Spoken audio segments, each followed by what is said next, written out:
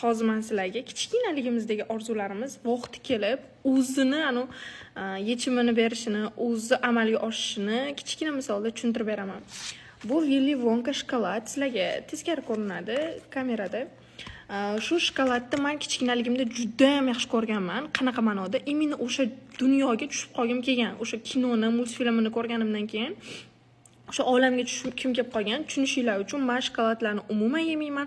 Umuman shirinlik xo'rmasman. Вообще uzoqdaman shirinlikdan. No, spesial shu shirinlik uchun o'sha dunyoga tushib qolgim kelgan.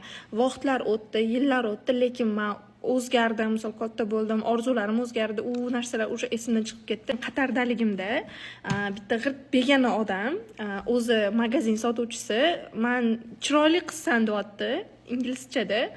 Chiroyli qiz ekansan, davay men senga shokolad sovg'a qilaman deyapti-da. Men qarab turibman prosta, menga shu shokolad sovg'a qilyapti, so'rab qolsizlarmi?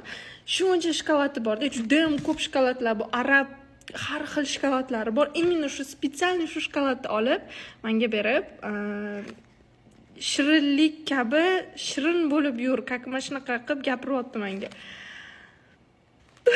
Prosta meni esimga tushgan narsa kichkinaligimda qilgan orzuyim. Prosta o'sha orzuyim vaqti kelib amalga oshgani. Men o'shatda bolalarcha xursand bo'ldim. Prosta ichimdagi bolacha, qizcha shunaqa sakrab o'ynab ketdi-da.